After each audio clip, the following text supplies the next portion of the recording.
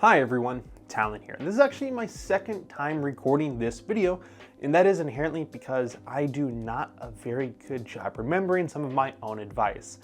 And I had to scrap the previous video only because I decided to wear a black shirt with a black rifle. And that doesn't show up very well on camera. So we're gonna do a take two on this, but that's okay. I know what I'm talking about. I've done this once or twice already, not only on this channel, but also with the previous channel. So we're gonna get right to it, of course. So today's video is about my VFC MP5A4, the Elite Force Elite series of AEG rifle. Now this, of course, being a replica rifle system, this is a battery-powered rifle that is firing 6mm plastic ball bearings through the end of the barrel here. They are designed within the US standard specifically to be shooting around 400 feet per second, thanks to those Avalon base of internals. Of course, over in the European and mostly Asian markets, you will see that these will have a max of a 1 joule velocity. The Elite Force MP5 has been in my collection personally for about 3 years at this point, but it was one of the first ones from the Elite Force Avalon series specifically. And if anyone doesn't know any of the history, Elite Force is going to have their own types of quality control versus rifles from general distributors like EVIC, Airsoft GI, Airsoft Station, Airsoft Headquarters, Amped, Junkies, etc., etc., etc. Those VFC type of rifles are just going to have the VFC quality control, which means they set a standard and they meet it. Anything from a brand or a US distributor like Elite Force, the VFCs have to meet their VFC quality control standards, and then Elite Force is going to set their own quality standards. So suffice to say, the Elite Force Avalons, I believe in my experience, are going to be the better quality controlled Avalon rifles on the market. And that's been true of the Avalons that I've had in my personal collection, that I've personally utilized, the ones that I've seen coming through some retailer locations, and overall reviews from other airsofters and other people that are creating content just like this. So it may be my own 2 cents, but it is kind of a shared census. So take that for what it's worth. I will, of course, be speaking a little bit more subjectively based on my own experiences and how I have connected with this rifle in particular. Like I said, it's been in my collection for a very, very long time, and it has been a go-to for me for indoors or anything that's going to be designated as a close quarters type of rifle system. The MP5 by nature is a older bodied of rifle system. The HK release was, off the top of my head, I want to say 80s. Of course, I'm going to Google and I'm going to do a little bit of correction on here if there's anything that needs to be corrected. But it's been around significantly longer than, say, a lot of other mainstream type of rifle systems. And it is still seeing service to this day. Of course, there's a larger series of rifle platforms and different even calibers that are being utilized by today's standards. But for airsoft specifically, everything's in 6mm, so it doesn't particularly matter. So for me specifically, I actually connected with the MP5 here very, very easily and very quickly.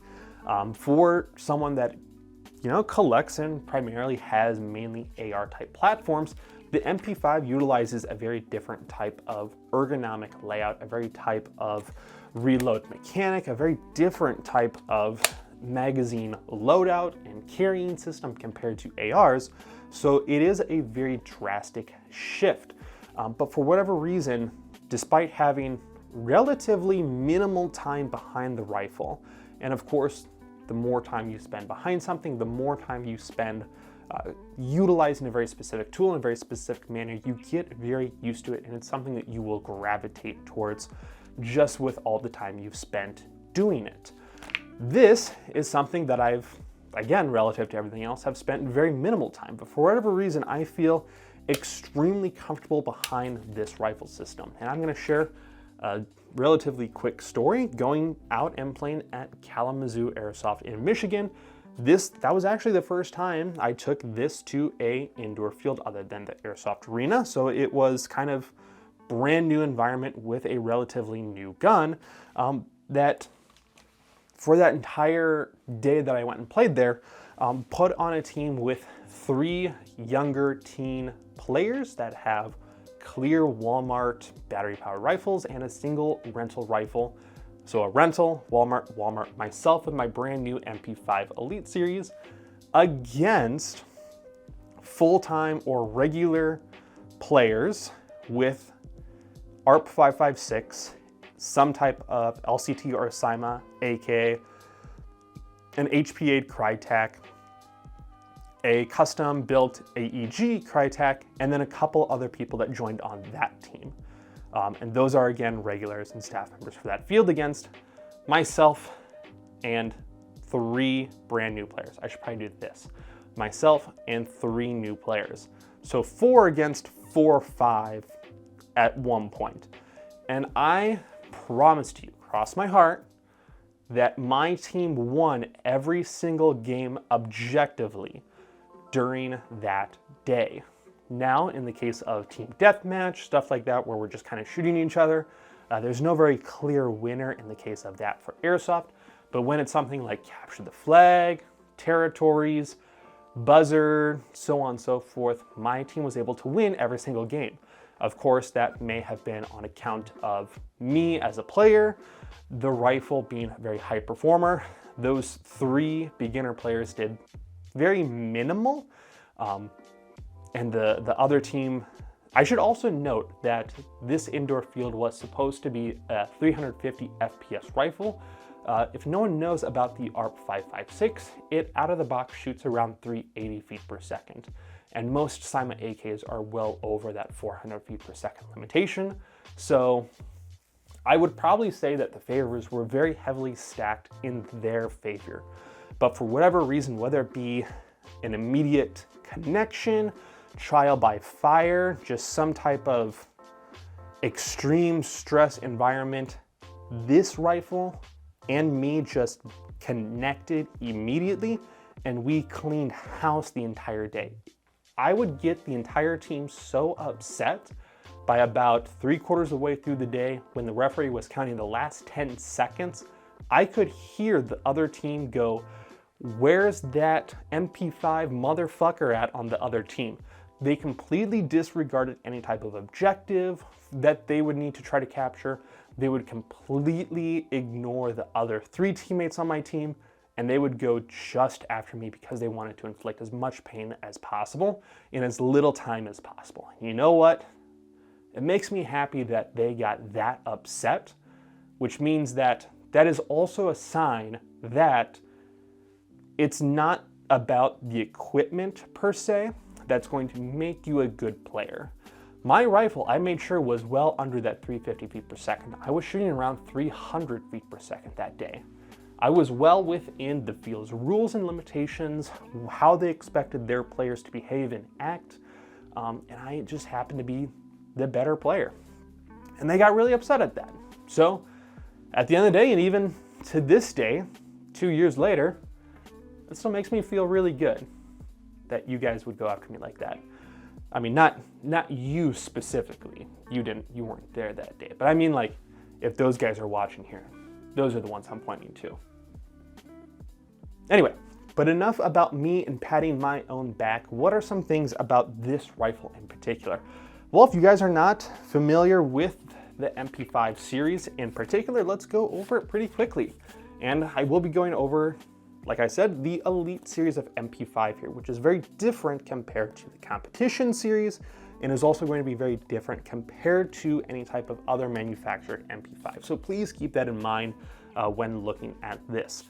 In the case of these MP5s, they are going to be utilizing a full metal body, and it is going to have pretty realistic actions and operations while still being a battery-powered rifle system, and that goes in the back of the stock here. Now, of course, over the years, I've made some changes and modifications to my rifle. One of the most obvious is going to be, if I can put this on correctly, the Midwest Industries M-Lock handguard here. This allows for, instead of the old school triangular handguard, I can now put M-Lock attachments, whether it be for flashlights, grips, laser systems, I've even put my zoom camera on the very bottom here in order to capture like gun POV gameplay, stuff like that. I can now customize my rifle loadout to be something that I'm very comfortable and familiar with. There is also, as I fix, and I'll talk over that, there's going to be, out of the box, nothing in order to mount your optic to. You do need to get aftermarket claw mounts in order to mount any type of optic.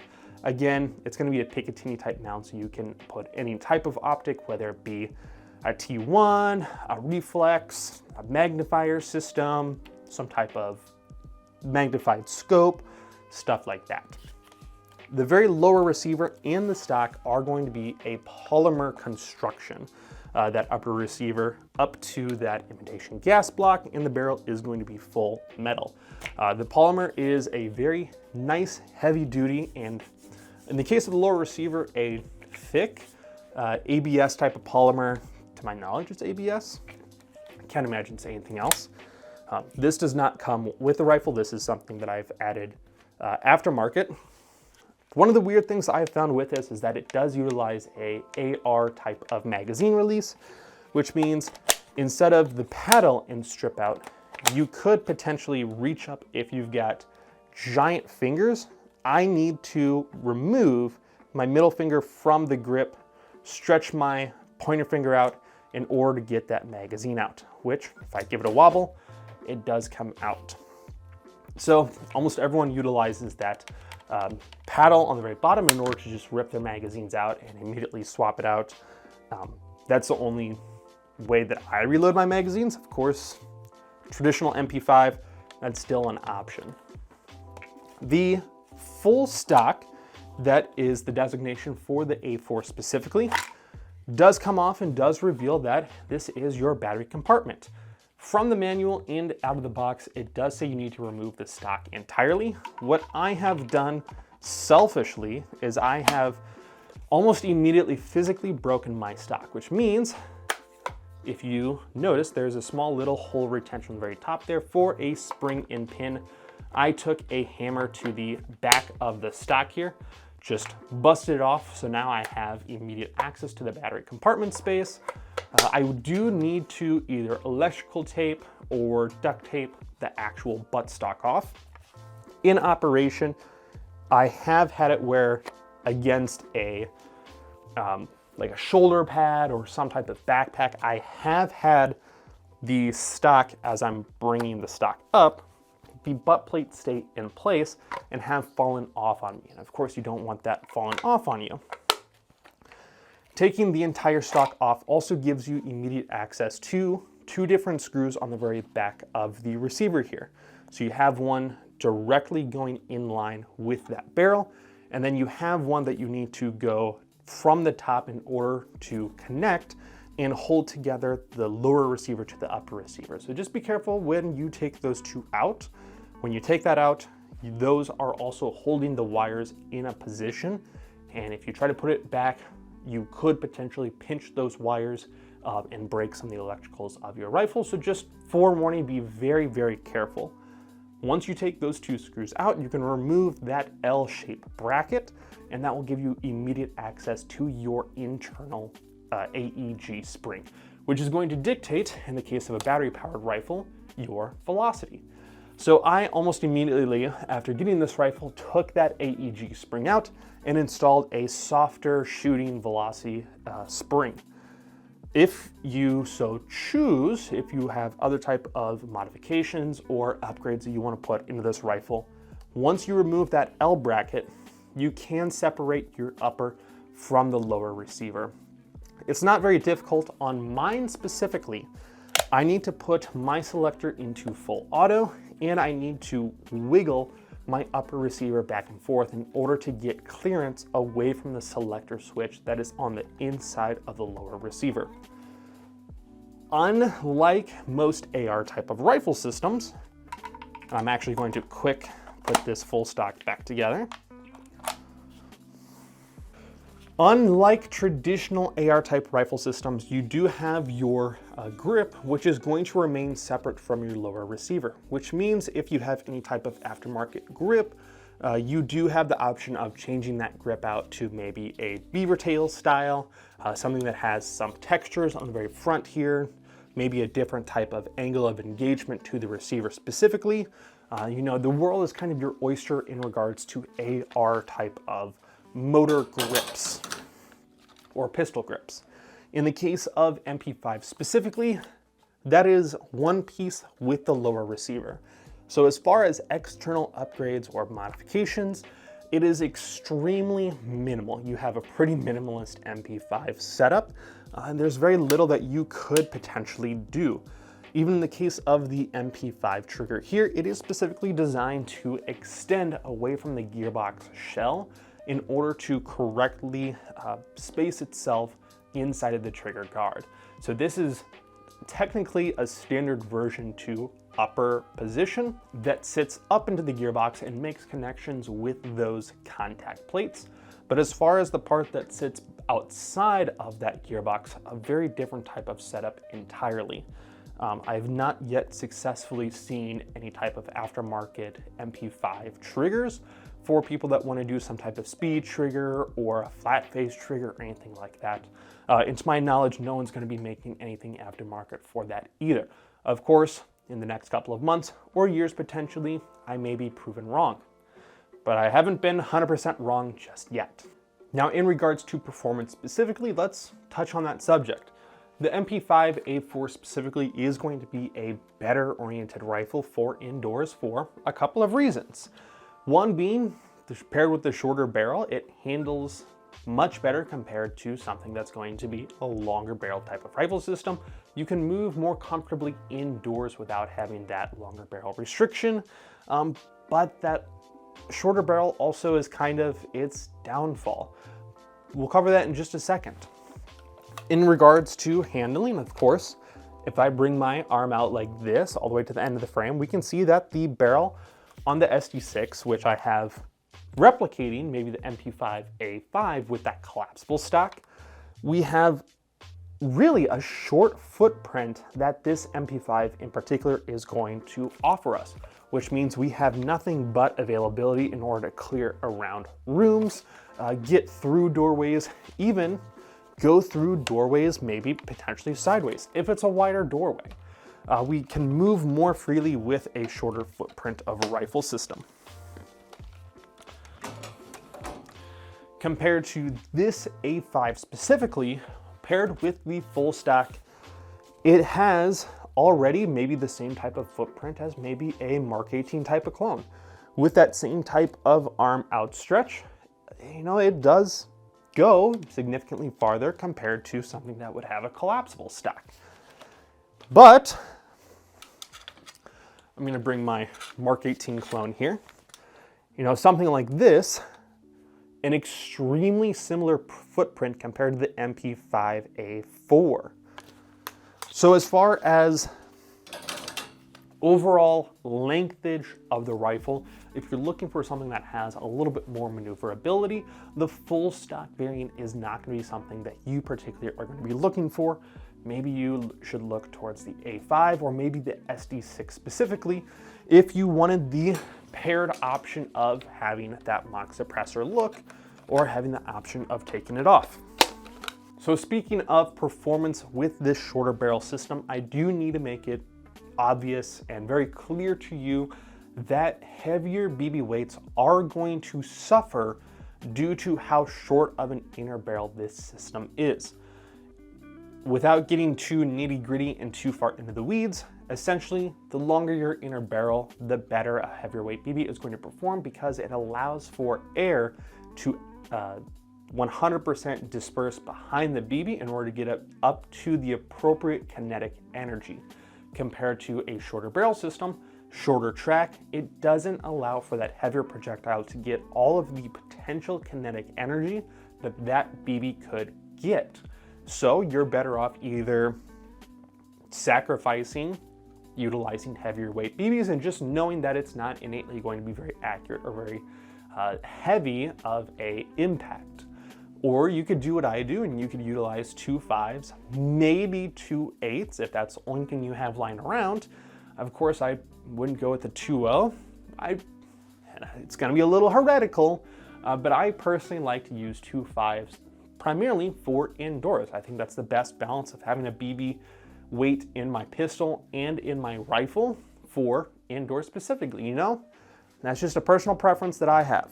In my experience utilizing 2.5 weight BBs, it has been an absolute laser beam, even though unfortunately, this is something that is a kind of a characteristic trait of mine, something I have done, unfortunately, for the last several years.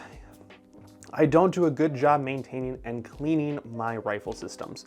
So this still has a very dirty air barrel, and it still will sling .25 BBs very accurately and very consistency within an indoor range. And as far as internal parts components, I have put this gun back to completely bare bones stock.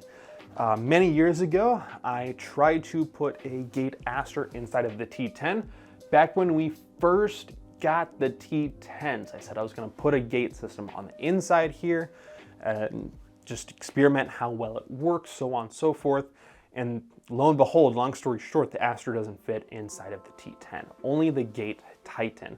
I was kind of the first one to attempt to do something like this, so it wasn't made clear to me that exclusively the Titan only fit in the T10, which meant I just had a spare aster laying around, and I put it onto the YouTube channel, whether the aster should go inside of the MP5 here, or at the time I had a SIG MCX, you know, which one should the aster go into? And the votes in the comments said put it inside the MP5, and I put it inside the MP5. And I totally forgot that I had an aster inside of there until it died on me just randomly at the very beginning of a game, you know, prepping for an event 2 weeks before going to an event. Shoot my rifle, 100% works. Test it the day of packing it inside there, 100% works. Testing it at the Airbnb works 100%. Taking it to chrono and having it chronoed works perfectly. Taking it to the fob, to spawn, and making sure that magazines are feeding before we actually hit time start to go and play, feeds just fine. The very first contact that I have for the entire event, I'm running up to an enemy squad. They're completely oblivious that I'm there. I'm literally running up right behind them, aim down sights, and I pull the trigger and there's nothing that happens.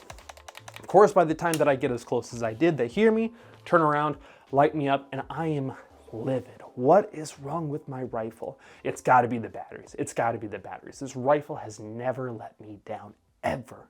It's gotta be the batteries. I test every single one of my batteries. I borrow other people's batteries. Nothing will get the rifle to work. Go to the amp trailer. They have no idea. Of course, how are they supposed to know what's wrong with it? If I, the one that built it, have no idea what's wrong with it. So of course, out at the field, I start just generally taking the rifle apart, and I get to the part where I realize that it had a gate in it still. And long story short, I will not put any gate electronics inside any of my rifle systems anymore. It is my opinion specifically, and you can call me Hot Take Tommy on this one, but it is my opinion in my experiences that have led me to believe that Gate has drastically dropped their quality controls because pretty much all of the Gate products that I've had have just stopped working entirely with no type of warning, no type of indication there's any type of failing with them. I pulled the wiring system out of this MP5 coming home, looked at it, visual inspection, the wiring was 100% fine. In some cases, you could see that there might be a cinch somewhere. In some cases, a wiring could get loose by the bevel gear or by the motor gear. Nothing like that. Nothing to indicate there was anything wrong with that system. And that's a similar system or a similar diagnostic for Gate, and my MCX that had a Gate inside of it as well. So that is in total 4 systems in my collection that have failed, excluding any type of ones that I have seen in the wild within the last year. with staff members at Airsoft headquarters, close friends of mine. I personally am just over gate entirely. So replaced with the gate electronics with the stock VFC trigger contacts, works 100%. So I am back to stock, stock. Leviathan, I'm pretty sure, stock, and kind of broken. But anyway, enough about that. I've kind of beaten that gate, that gate one to death. Let's talk about some things that have gone awry or wrong with the rifle over the last couple of years. I am finally getting to a point where the Midwest Industries handguard is starting to become loose and does induce a little bit of wiggle. Now in the case of this one in particularly, after a very close inspection, it's actually the back part of the gas tube here, or the gas collar, that has actually gotten loose on me. So it's not actually the handguard that is loose on the rifle system. It's actually a part of the rifle system that is getting loose on me. So the handguard still holds way better, and like I said, will outlast the rifle itself. And in this case, it's getting to a point where it is in fact true. Some other things. I am okay with the orange tip here. It is going to be the traditional MP5 or HK tri-lug design. Save yourself some money. Don't even get the tri-lug mock suppressor. It fits on there too tight, and in some cases can get stuck. I personally kind of just forego going with the Fatco Customs adapter that you can get. I just sacrifice a 3/4 of an inch. That's going to show a little bit of orange. In the case of me pointing it at someone, you can't see the orange. From my position behind the rifle, I can't see the orange, so I personally don't care. Other people have voiced other opinions towards me about that topic. It's not your rifle, it's not your choice. Wouldn't that be a great anti-ATF t-shirt? It's not your rifle, it's not your choice. The sling point that is built onto the rifle specifically is coming loose on me. This, conveniently or inconveniently, is actually the same type of screw that you have to loosen if you want to get your tri-lug muzzle device away from the actual end of the barrel here. This is starting to come loose on me, and of course, over potentially an entire event of working that sling in the same direction, it could potentially come loose on you. Of course, now that I'm aware of it, I'm a little extra paranoid whenever I have my sling on that point specifically. So I'm making sure not to make sure it doesn't get unraveled. Some of the issues I have, not with the rifle specifically, but with maybe users of the MP5 specifically, is that HK slap. Of course, if you guys are not familiar with this charging handle here, if you have it in an upright position, you can slap it and it can go downwards and forward, which is a reload method. It is not actually an HK approved reload method. The charging handles on even real MP5s are not rated for those types of slaps, and of the real MP5s of people doing that, you guys are doing it wrong. In this type of orientation, when you have the direction of the slap coming down at a 45-degree angle, there's a notch that you're just driving the collar or the neck of the charging handle into, and you're not actually getting it down and forward. You need to have the rifle orientated in a upright position, come down at that same 45 degrees in order to get it to break away from that notch, and that's where you will get it to spring and load forward. Of course, with airsoft specifically, the neck of the charging handle is not rated for that type of impact, and so many charging handles are returned to Elite Force with the charging handles broken because no one understands. Don't do the HK slap on airsoft rifles. If you can't tell, I'm very passionate about this specifically. I don't like people doing that MP5 slap, which is ironic because I beat my rifles so much, but I refused to do the MP5 slap. Actually, I take that back. I did do an MP5 slap on this rifle, on a rifle. Which rifle did I do it on? Anyway, I've got it on a airsoft headquarters video where I do the slap and something went flying, something broke, and you could hear it like bang around in the warehouse in the distance, like that really eerily quiet after, or the quiet silence after you do something wrong and then, you know, something happens. We are done slapping. So it was slap. Glad it was my MP5 and not the brand new Ding, one. ding, ding, ding, ding, ding.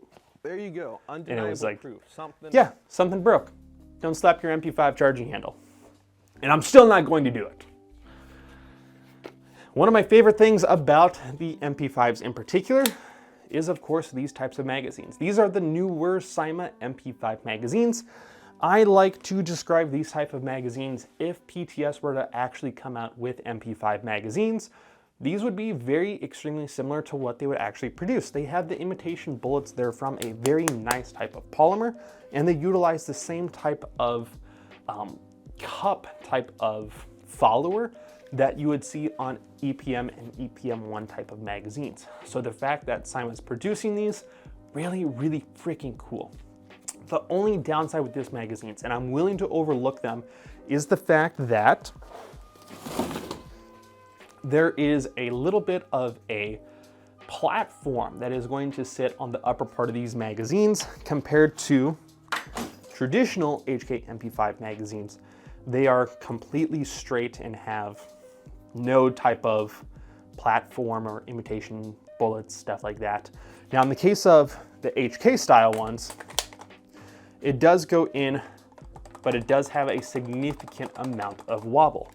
Compared to the Cyma ones, which have the platform, it's designed to apply pressure to the actual mag well of the rifle system here. So it has some wobble. You know, they have to give it a little bit of clearance to fit in the majority of airsoft rifles, but it's significantly less wobble compared to these traditional Cyma ones. And even on the SD6 here, will still work and is a little bit tighter in the mag well compared to the Elite series here. So, I love these. They don't fit in all of the MP5 magazine pouches, but again, I kind of make do. Iron sights, I think, are okay iron sights. Of course, growing up and shooting with the traditional type of AR style, they're not great for me. You know, just naturally irons are something that you kind of grow up with.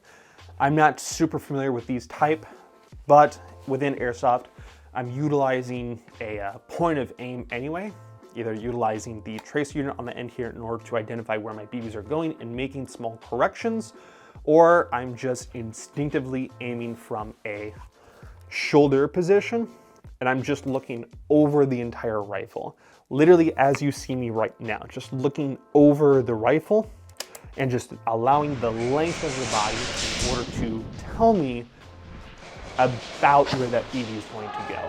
And I'm pretty much on point 95% of the time. So if you know your rifle well enough, you have a good enough connection with it, it will tell you where it's going to go without actually needing to look, which is pretty cool. And other than the issue with the full stock there, something to note about the full stock, it looks like it has quick detach points on the very back here. They are actually not, and there's no type of pin here for any type of left-handed shooters to utilize a sling. It is only on the right-hand side there, as I hold this very awkwardly. It is only on this side for right-handed shooters that you would find that sling point from here to here. So it is a ambi rifle with ambi selector, but it is right-hand oriented with that sling, which is whatever. I will say that over time, the receiver pin for the stock here is becoming increasingly loose. I will need to replace them sooner rather than later. That is essentially my shindig of the Elite Force MP5 here. Of course, I rambled on well more than long enough without giving you much information. Very minimal actual shooting of the rifle system here, but you can actually see some of the performances with some of the gameplay that I have, that I've either posted. At this point, I don't know if I posted or not, but I will share that with you in the time card and in the comments section down below and in the description of this video here. If you have any further questions about the MP5 in particular, let me know down in the comment section below. I'll do my best to look at them, answer them to the best of my abilities, and then we're all set here. So you guys take care, stay safe, stay positive, and I'll see you in the next one. Take care.